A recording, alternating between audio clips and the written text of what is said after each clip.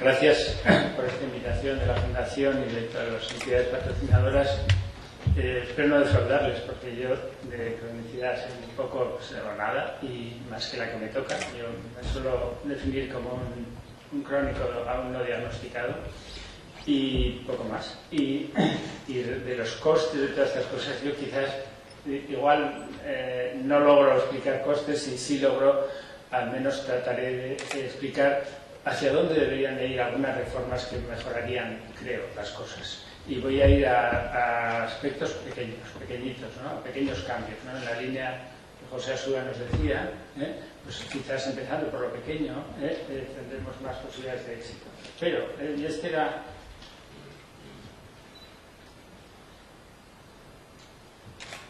era la agenda, pero voy a poder afortunadamente reducirla porque no tengo necesidad de presentar el nuevo marco asistencial en este nuevo patrón epidemiológico que es la cronicidad. Por tanto, voy a poder sintetizar un poquito y centrarme en lo que yo quiero hacer más de esta ponencia, que es básicamente el punto cuarto.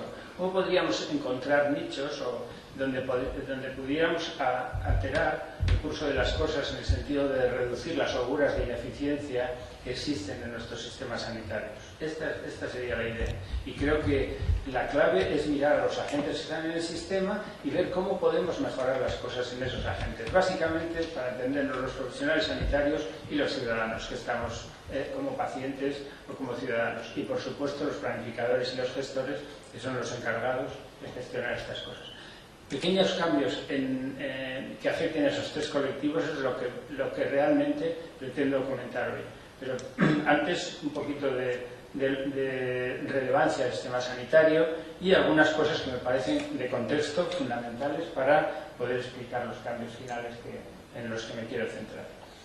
Para empezar, recordar que este es un sector muy importante, el sector sanitario. Creo que esto no es nada extraño para nadie que esté aquí. Es muy importante como sector económico y además es un sector en auge. Tiene un impacto enorme en la actividad económica porque demanda productos de muchos otros sectores de la economía y además genera empleo. Y un empleo de mucha calidad, de alta cualificación en muchos casos, muy abundante y además con características socioeconómicas curiosas, como es el que es muy intensivo en capital, en mano de obra femenina, por ejemplo, etc. Y además es un sector muy innovador, esto huele a decirlo, acabamos de ver ahora cómo están las cosas en un elemento de la tecnología fundamental, y además promueve el bienestar directamente en nosotros, en las personas.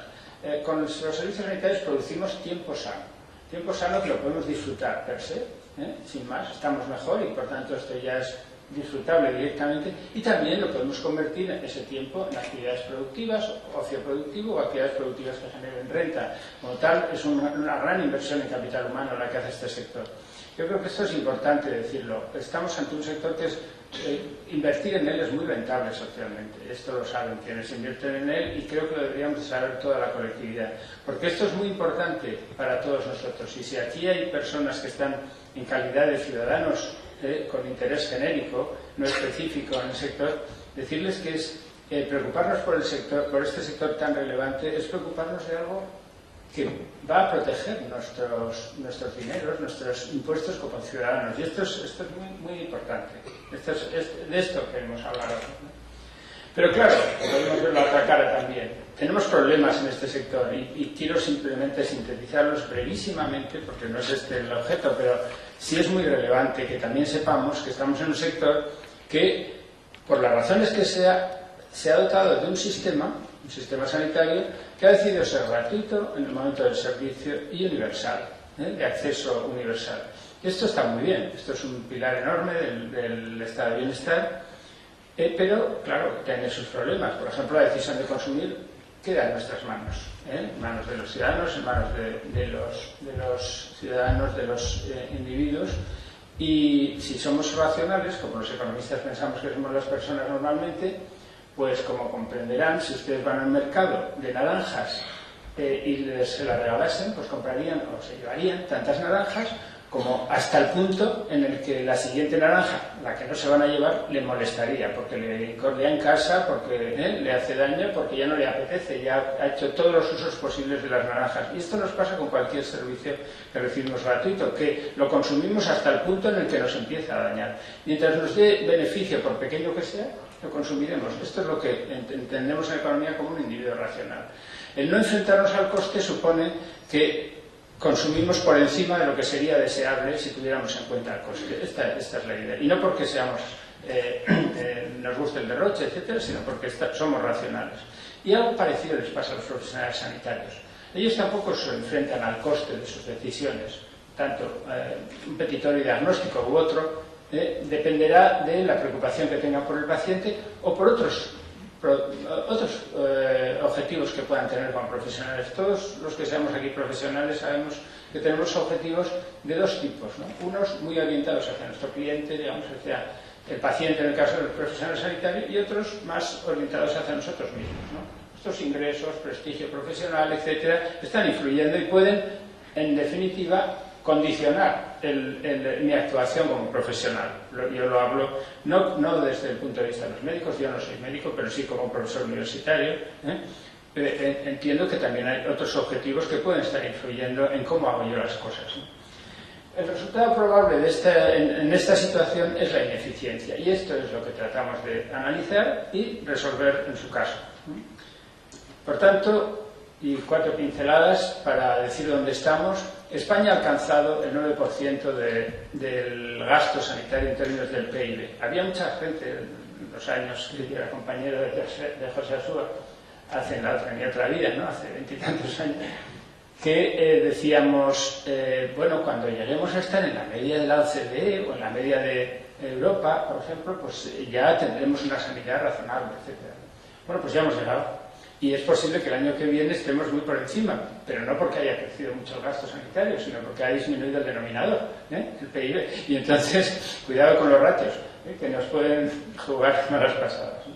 Pero bueno, estamos ahí, estamos en términos de nuestro PIB en el 9%. Si vamos al gasto per cápita, quizás estamos un poquito por debajo. Y hay un matiz que me parece interesante en ese diagrama de barras, es que vean los dos colores de cada barra.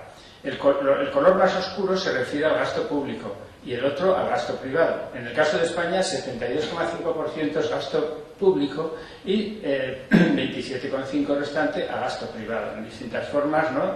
De desembolso del bolsillo, OTC en la farmacia, ¿no? O nuestros seguros médicos, nuestra factura del dentista, o estas cosas que vamos consumiendo. Todo esto es este 27,5%, que hace 15 años era solo un 20%. O sea, poco a poco, sin cambiar el sistema, de algún modo hay más presencia del gasto privado. Y esto es bastante normal, porque a medida que nos vamos desarrollando, valoramos más la asistencia sanitaria, valoramos más las prestaciones sanitarias, y esto es algo que se nota también en el sector público, la presión que hacemos sobre unas mejores condiciones hosteleras, sobre una mayor capacidad diagnóstica, esta presión, ¿no?, que estamos siempre llevando al sistema sanitario, pues se nota porque el nivel de desarrollo lo pide. Porque estamos hablando de un bien que los economistas reconocen como un bien de lujo. Esto es un bien cuya demanda crece más que proporcionalmente con la renta. ¿De acuerdo? Por tanto, esto es algo que parece que está en el ADN, como se dice ahora, del sistema, ¿no?, que tiene esa tendencia incesante al crecimiento, ¿no? Esa tendencia incesante al crecimiento parece que no va a parar, ¿no?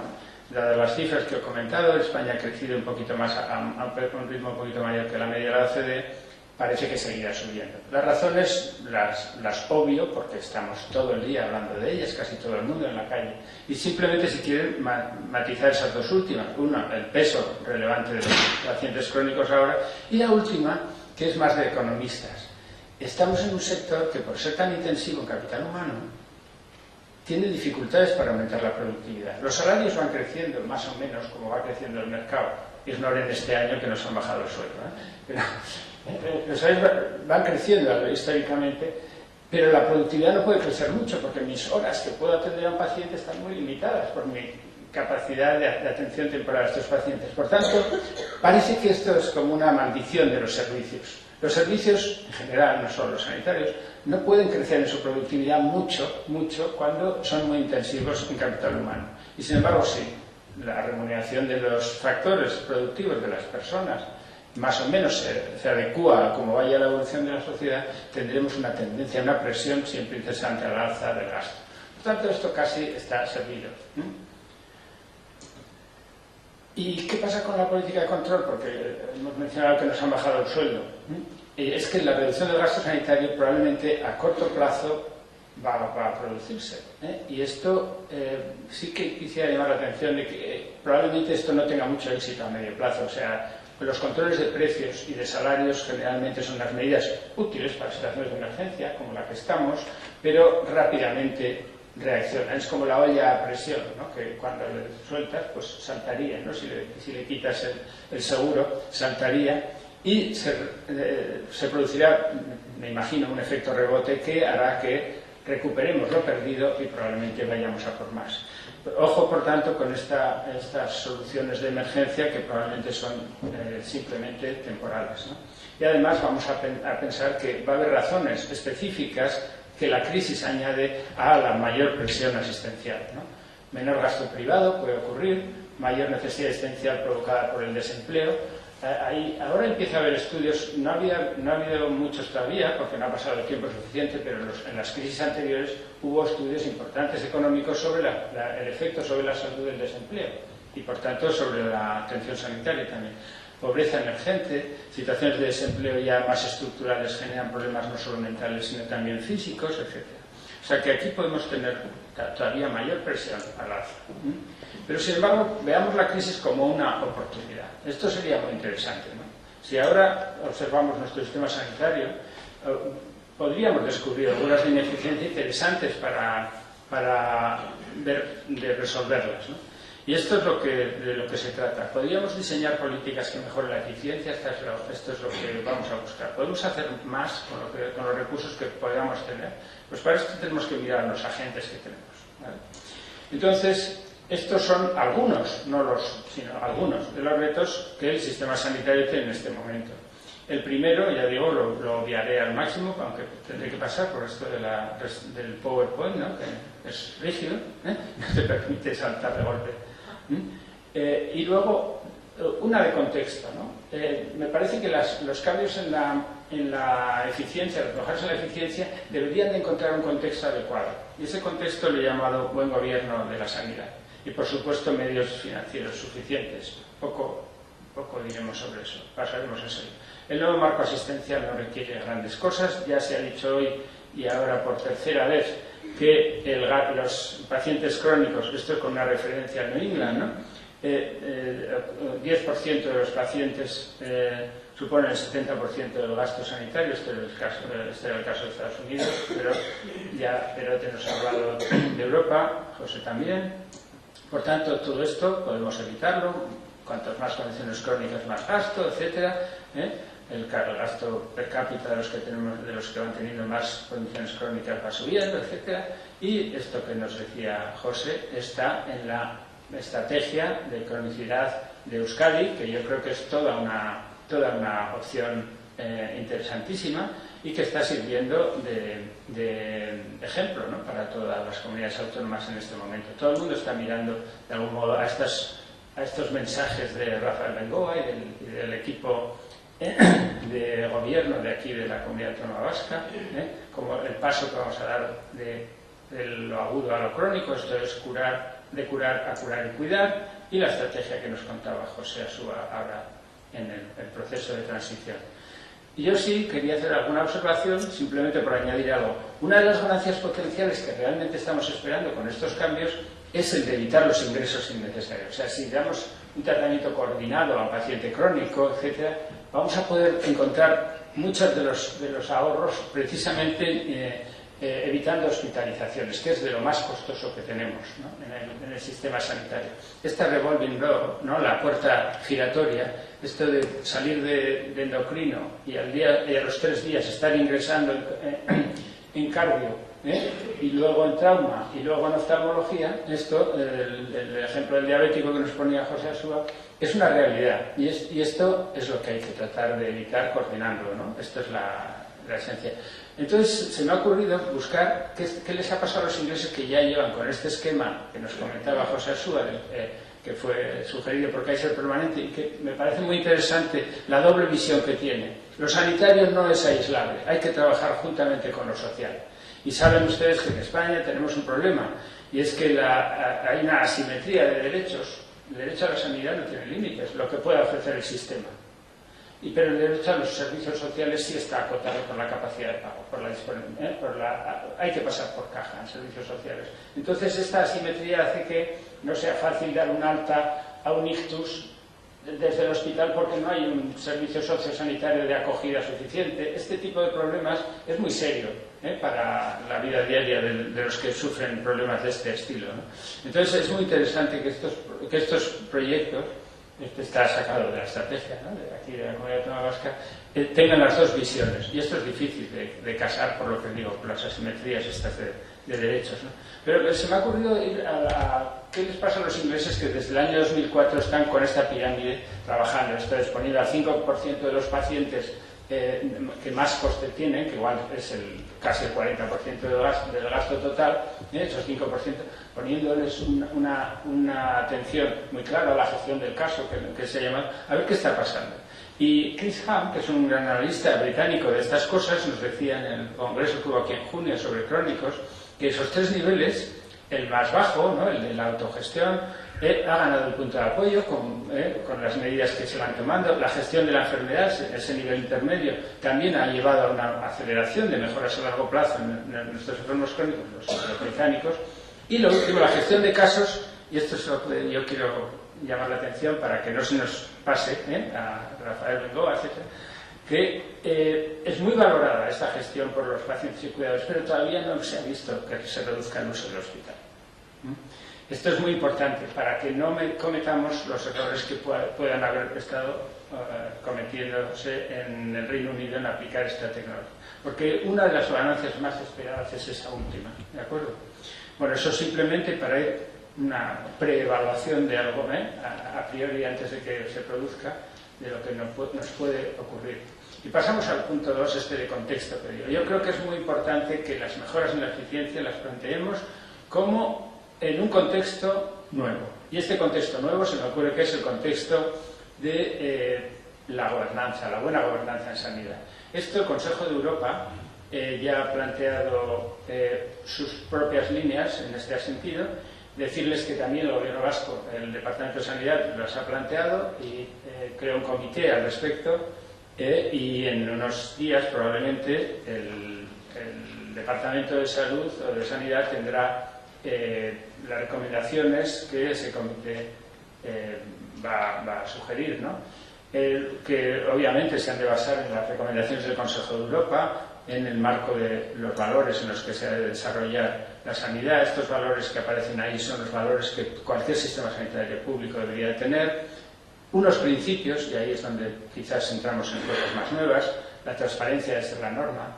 El ejemplo que nos ponía Asúa es fantástico, ¿no?, porque yo creo que esto va a dar mucha transparencia. La participación fundamental, eso habrá que hablar, habrá que ver cómo se desarrolla, pero no estamos muy acostumbrados ni a la transparencia ni a la participación. Estamos en un sistema sanitario que todavía es muy opaco para el usuario y opaco para los profesionales, ¿no? Y yo creo que esto va a ser clave para poder desarrollar lo que luego voy a decir en respecto a mejoras en la eficiencia. La rendición de cuentas. Esto no debe ser una palabra, sino una expresión, sino simplemente una realidad, ¿no? ¿A quién tenemos que rendir cuentas? Y para esto la organización tiene que estar muy claramente estructurada para saber ante quién hay que rendir cuentas en cada momento, y las otras variables que son casi una muletilla, pero que para mí va a ser sobre todo la eficiencia fundamental. Y esto en un marco ético que no entro en él, pero que debe ser claramente una norma para nosotros. Y esto quiere decir que probablemente tengamos que afectar nuestras estructuras de gobierno. Y esas estructuras de gobierno han de ser revisadas casi todas en la línea de una mayor flexibilización, mayor autonomía hacia los centros, hacia los servicios sanitarios, con gestores realmente profesionales. En este país, me refiero a España ahora, tenemos mucha costumbre de utilizar la gestión como premio electoral, ¿no? Y entonces casi a veces nos importa más el color de la ideología política de un gestor que la capacidad gestora. Esto ha sido una constante en la gestión pública en España, y creo que debemos cambiar radicalmente el sistema y pasar a una gestión mucho más profesionalizada. Y lo mismo la participación y la transparencia que mencionaba. Bueno, estos eran unas ideas, así fuerzas y más, sobre el contexto en el que creo que deberíamos de desarrollar las mejoras en la eficiencia. Y en un ambiente de financiación suficiente. Y aquí tendremos que buscar fórmulas imaginativas para resolver los problemas de insuficiencia financiera que parece que nos van a llegar en breve. Por tanto, el problema de la suficiencia se convierte en uno de los problemas estrella en materia de financiación. Decirles que en España se ha trabajado esta cuestión con dos modelos de financiación territorial, que uno entró en vigor el 1 de enero del 2002, y otro ha entrado en vigor este año, el 1 de enero del 2010, y ninguno de ellos ha llegado a captar o a definir una medida de necesidad relativa que permita concluir que el reparto del dinero está bien pensado. Saben ustedes que lo más relevante, esto no es muy relevante en este contexto nuestro, pero lo más relevante a nivel del Estado español es buscar el equilibrio entre la responsabilidad en los ingresos, la responsabilidad de ingresar impuestos, y la responsabilidad del gasto. Hasta hace muy poco no había responsabilidad de ingresos, con lo cual las comunidades autónomas se podían permitir el lujo de culpabilizar al ministro de Hacienda de sus problemas de exceso en el gasto. ¿De acuerdo? Pero una cosa importante en esto, voy a dejar los otros dos principios básicos de equidad y autonomía, por no relevantes en este discurso. Uno de los temas fundamentales es que en nuestros estudios de financiación sanitaria en España, lo que hemos observado es que no había un problema de insuficiencia de ingresos, hablo hasta la crisis económica, ¿de acuerdo? Hasta hace un año y medio, sino más era la presión del gasto, el crecimiento del gasto el problema. Por tanto, en un momento de crecimiento, pero enorme, de los ingresos, sobre todo ingresos que ya están transferidos a comunidades autónomas, como eran los relacionados con la inmobiliaria, por ejemplo, el gasto sanitario que seguía creciendo y seguía habiendo problemas, y de hecho hubo que hacer algunas aportaciones adicionales el año 5 para que las comunidades autónomas apaciguasen un poco esa tensión de déficit que venían viviendo. Y para que tengan una cifra relevante en este momento, aunque acabamos de iniciar un nuevo modelo que parece suficiente, se habla en todas las comunidades autónomas de que la suma de la deuda que en este momento acumula la sanidad pública española puede estar en torno a 12.000 millones de euros, lo cual es una cantidad desproporcionada. Esto es, el ritmo de crecimiento del gasto sanitario está, desde un punto de vista de la referencia presupuestaria, desbocado. Este es el gran problema que tiene de suficiencia financiera. Por eso no quería obviarlo antes de hablar de lo que yo creo que podríamos trabajar un poquito, que es las mejoras micro. Vamos a hablar de mejoras a nivel micro. Y aquí nos vamos a nuestros agentes. Nuestros agentes son los usuarios, son los profesionales y son los planificadores. Me gustaría darles siquiera una pincelada de lo que son las relaciones de agencia que en este contexto se producen. Si pudiera, en una pincelada de nada, fíjense que arriba están los pacientes, que tienen dos papeles. Por un lado, el paciente, estamos los pacientes, y por otro lado somos el electorado, somos los contribuyentes, somos los que generamos el presupuesto. ¿De acuerdo? Fijaos que tenemos ahí ese papel fundamental. Y nosotros somos los principales en esa relación de agencia. Lo demás son agentes de ese principal. ¿Qué es la relación de agencia o el modelo de agencia que se usa en el análisis económico? Es tener en cuenta que en estas relaciones, donde hay un agente y alguien a quien el agente sirve, un principal, así se llama, se ve contaminado porque la gente puede tener objetivos distintos a los del principal, ¿de acuerdo? Entonces el principal, en una sociedad anónima serían los accionistas, el principal contrata a un agente, por ejemplo el gerente, para que le ayude a llevar adelante los objetivos que tiene como principal, como accionistas, por ejemplo, mejorar el beneficio, ampliar el beneficio o construir coches, que ellos lo saben como accionistas construir coches. Llevan a un gerente para que haga bien las cosas en función de lo que quiere el principal. Esta es la idea de la gente principal, pero no saben, no pueden controlar el esfuerzo del principal. No es como la limpieza, ¿no? La limpieza controlas enseguida el esfuerzo que se ha hecho, porque el resultado está a la vista.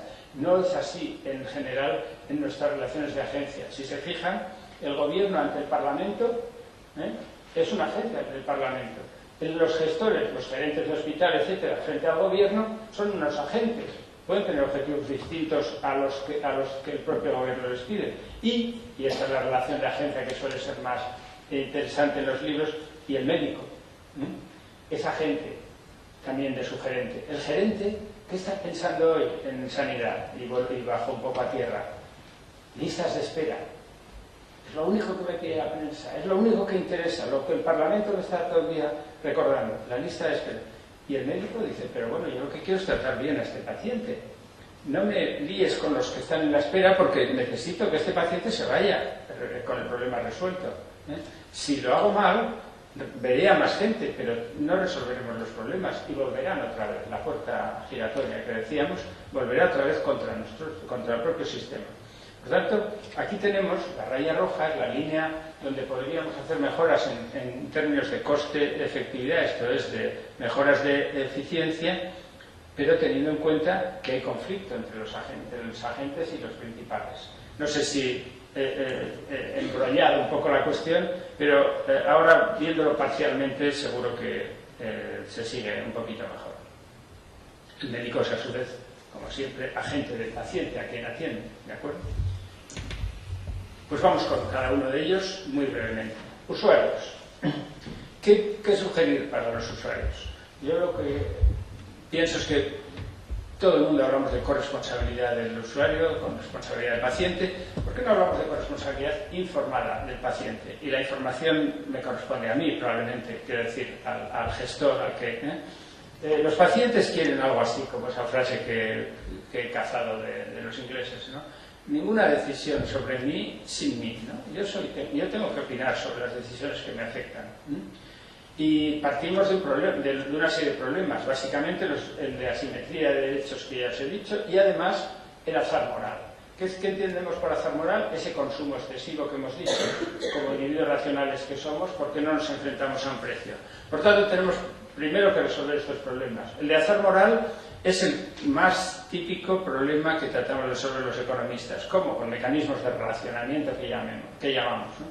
Racionamiento que pueden ser precios, tiempos de espera o delimitar las prestaciones. No somos Suecia, pues podemos ofrecer lo que podemos ofrecer. Pero lo que insistiría yo mucho, luego paso un poquito sobre cada uno de ellos, pero insistiría mucho en que esto hemos de combinarlo con una respuesta del sistema sanitario al usuario, para hacerle cómplice del sistema. Aparte de todo lo que nos ofrecía SUA, como que estos son ventajas claras, ¿no? Para un paciente que deja de tener que ir 3 veces para que le miren 3 cosas distintas, 3 días distintos, y lo puede hacer en una única visita y cosas de estas que van a mejorar claramente.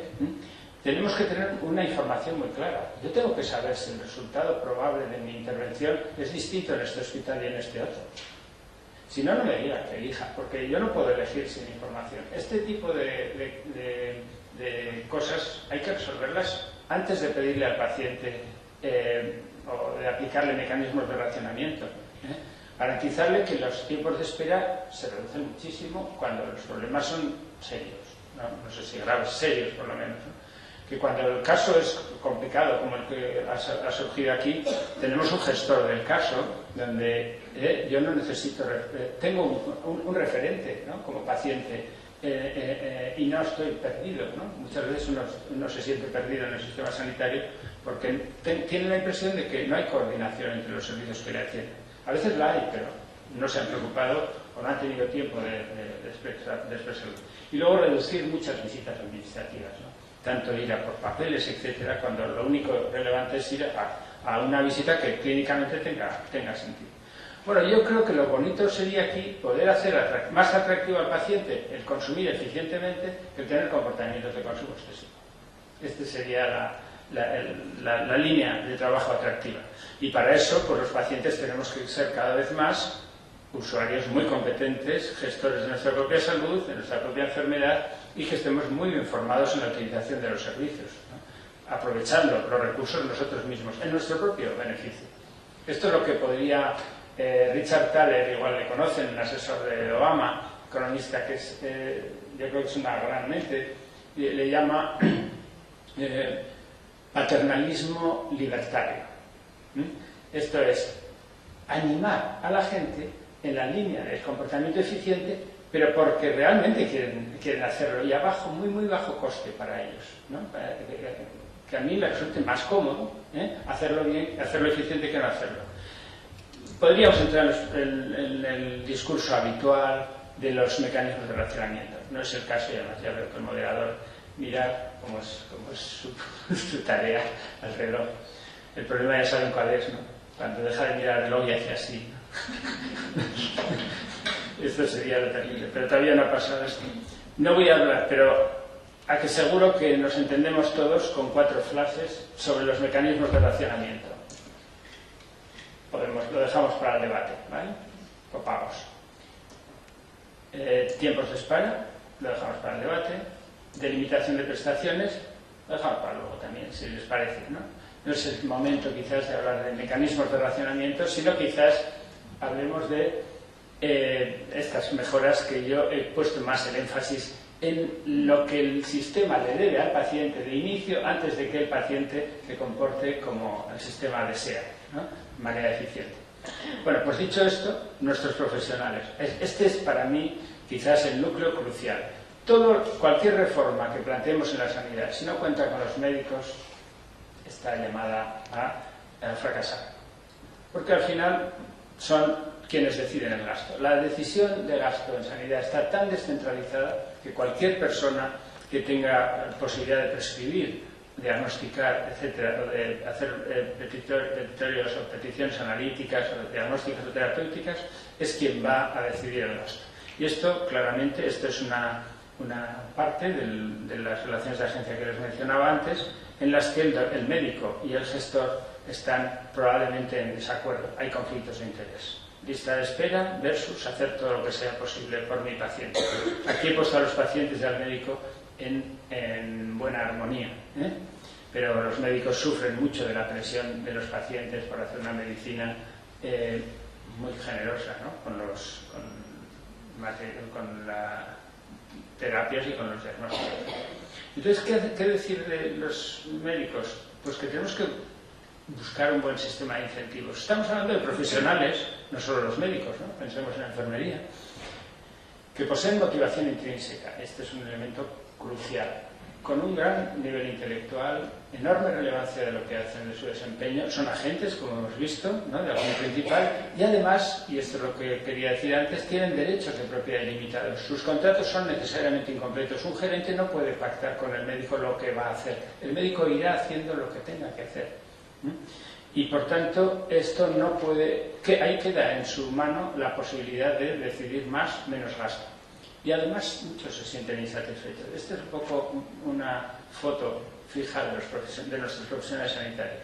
Bueno, lo que estamos trabajando es que cuál sería el sistema de incentivos que podría mejorar las cosas, esto es llevarnos hacia un comportamiento eficiente.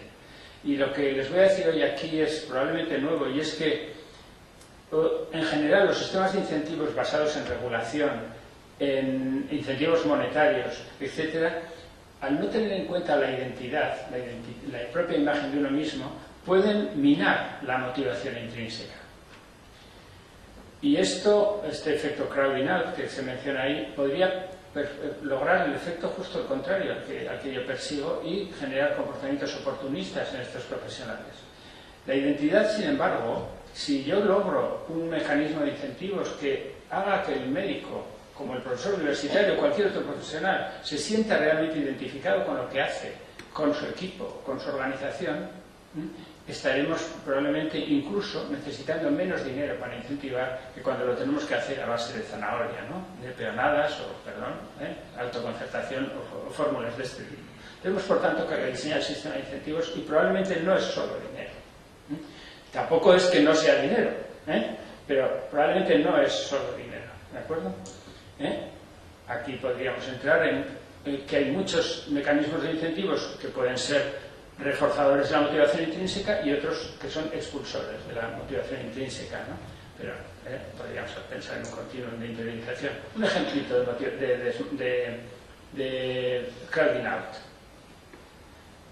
Este no refleja nada en términos estadísticos de significación, pero esto es el seguimiento de la lista de espera quirúrgica en un conjunto de hospitales. No les digo de dónde ni de cuándo. Bueno, de cuándo sí. En 2004 se pone en marcha el programa de autoconcertación, lo comúnmente llamado peonadas, ¿no? Por algunos. Esto es el trabajo por las tardes por acto médico, ¿vale? Cirugía por la tarde, para sacar la lista de espera. Esto no es un sistema de incentivos, simplemente es una forma que la gestión ha intentado encontrar para sacar la lista de espera. Y tenemos éxito en los 2 primeros años y luego la lista, como predeciría cualquier economista, tenderá a subir. Porque tiene un incentivo perverso a generar lista de espera, un mecanismo de pago por acto para sacar la lista, ¿no? ¿O no? Bueno, este sería un ejemplo de evidencia de crowding out. Si fuera estadísticamente significativo sería muy importante, porque tendríamos que cuidar de utilizar estos mecanismos que luego igual se vuelven contra el propio sistema, lo encarecen y no mejoran. Este resultado que les pongo aquí es que en 4 años la lista de espera creció en un 8%. Bajó los 2 primeros años, como ven ustedes, pero al final el resultado final era un 8% más. Insisto, al no ser estadísticamente significativo, esto puede deberse también a que ha habido nueva demanda o cosas así, pero simplemente es una pista, ¿no? De que quizás no estamos por el buen camino cuando ponemos dinero para cada actividad. Por tanto, hay que insistir en la motivación intrínseca. No voy a entrar en mucho detalle en esto, simplemente recordar que la motivación la podemos afectar. Hay gente que siente que su motivación ha sido afectada para mal, también la podemos afectar para bien, y que quizás necesitemos menos dinero para hacer esto que para hacer lo otro. Por tanto, nuestra propuesta es invertir en capital motivacional. Esto es una tecnología nueva, que en vez de ser una máquina, es simplemente una tecnología en el sentido de que me va a hacer trabajar con mayor productividad. Esto es, voy promoviendo la percepción de autonomía, promoviendo la percepción de responsabilidad en los profesionales sanitarios, quizás mejore su identidad. Y esto no lo digo en el vacío. Estamos haciendo entrevistas a médicos y esta es su línea. No es tan importante el dinero, que lo es, y en muchas fases de mi vida es muy importante, te dicen, por ejemplo, para mis hijos, etc., ¿no? Pero ahora lo que me importa es hacer lo que realmente sé hacer, hacerlo a gusto, etc. Y esto no tiene precio. Esto es que yo me sienta bien, que no me sienta ninguneado por mi gerente, que me sienta realmente parte del equipo y de esta organización. Esto es autonomía en mi trabajo y responsabilidad en lo que yo hago. Este tipo de incentivos creo que los debemos de considerar seriamente en sanidad, que estamos hablando de la mayor empresa de nuestra región siempre, sea cual sea la región de la que estamos hablando. Muy bien. Y por último, el último grupo, y acabo ahora sí, José María, ¿qué hacemos con los planificadores y los gestores? A los gestores les voy a dejar descansar esta tarde y vamos a los planificadores directamente. Planificadores. Solo un elemento me parece importante, ya que para ligar con la ponencia de Asúa. Tenemos que priorizar, ¿no? ¿Saben lo que es priorizar? Es negar a alguien algo de lo que se puede beneficiar. Esto es priorizar. Porque lo demás no es priorizar. Claro, no hacer lo que no tiene sentido porque no es efectivo, ni nada, pues realmente esto sería simplemente ordenar la casa, ¿no? Pero priorizar es esto, negar a alguien algo. Y entonces esto quiere decir que lo debemos de hacer explícitamente y además con una manera de evaluar, que yo como economista la que propongo es la evaluación económica de todo el abanico de cuestiones de evaluación que sugería José Arrua, la evaluación económica, que trata de ser bastante exhaustiva porque contempla costes y efectos. Esta sería la buena. ¿Por qué no introducir la cultura de evaluación económica en nuestras decisiones y que estén bien basadas? Y ahora voy a entrar en la culpa porque tenemos mucha metodología, mucho avanzado. Les puedo decir que en nuestra Asociación de Economía de la Salud hemos hecho 30 jornadas anuales ininterrumpidas de Economía de la Salud en este país. Y 30 ya. Y todavía no hemos sido capaces de ofrecer unas buenas herramientas para hacer esta evaluación. Somos un desastre. Sin unas bases de datos de costes y de efectividad de verdad creíbles y aceptadas, cualquier propuesta metodológica va a ser insuficiente en la práctica. Por tanto, en esa propuesta de desarrollar esa cultura de evaluación, les podría decir que sí tenemos logros parciales. José decía, por lo menos miramos costes. Es decir, ¿sabemos medir costes? Bueno, pues hemos mejorado algunos costes. Por ejemplo, aquí tienen un ejemplo de costes de cuidados informales. Una cosa que, como no está en las contabilidades, a nadie se le ocurría medir. Y, sin embargo, son enormes, importantes, y más en el ámbito que estamos hablando hoy, de la cronicidad. ¿Cómo no va a ser importante lo que una familia se esfuerza en tratar a una persona que ha quedado dependiente tras un ictus? Bueno, pues ya ven, aquí, si la persona se ha quedado completamente dependiente, esto es dependiente para las actividades básicas de la vida diaria, estamos hablando de 16 horas día en distintos tipos de cuidados, desde el acompañamiento más sencillo, puedes ver el telediario y tener al paciente al lado, hasta un trabajo más de enfermería, más de cuidado personal, levantar, etcétera, que probablemente los valores de cada hora de eso serán distintos. 16 horas día que representan como 25.000 euros año para el gran dependiente, y si la dependencia es solo con actividades instrumentales, pues unas 10.000. Eso es lo que... este tipo de cosas ya sabemos, ya vamos sabiendo hacer, pero todavía no tenemos las dos grandes patas bien cubiertas: costes unitarios y años de vida ajustados por calidad, que es nuestra medida de salud que manejamos, o los QALYs famosos, ¿no? Los ingleses cada año actualizan este estudio y todos utilizan los costes unitarios que ofrece la Universidad de Kent en Canterbury, todos los años se lo actualiza. Y ahí se dice, pues una cama día vale tanto, una visita médica vale tanto, una actividad de trabajo social vale tanto, etc. Y con esto hacen las evaluaciones, son muy pragmáticos. Nosotros siempre estamos preocupados por si la metodología que utilizamos es buena o no. Allí lo que quieren es decir que las prioridades se hacen explícitas. Y en los QALYs, esto es mucho más complicado. ¿Dónde encontramos un QALY? Que es, el año de vida sano, que es nuestra gran... Bueno, está. ¿Dónde encontramos nuestro QALY? ¿No? Pues este es nuestro numerario de salud, de efectividad, para poder hacer análisis coste-efectividad y que el responsable de evaluación de tecnologías no diga por lo menos costes. Pues también es crucial que desarrollemos esto. Estamos en ello. Por ejemplo, NICE en Gran Bretaña esto lo tiene claro. Él utiliza en términos coste por QALY su esquema de prioridades, no tiene ninguna duda, y además utiliza un instrumento de medida de calidad y relacional con la salud, que es el EQ5D, que se podría hablar si quieren. Por tanto, propuestas a las autoridades sanitarias que integren la cultura de la evaluación económica, sugerencia de que tengamos un instrumento de medida de la salud para ello, que es el EQ5D en mi caso, y que las agencias de evaluación de tecnologías sanitarias se pongan de acuerdo para obtener ese QALY. Estamos en el camino, y probablemente si la conferencia se repitiese dentro de un año, igual se lo enseñaría. O sea que estoy muy optimista también como José para acabar esto. Pero está claro que si, por muchas ideas que tengamos, si no tenemos un plan, nos quedamos en mero deseo. Muchísimas gracias y quedo a su disposición.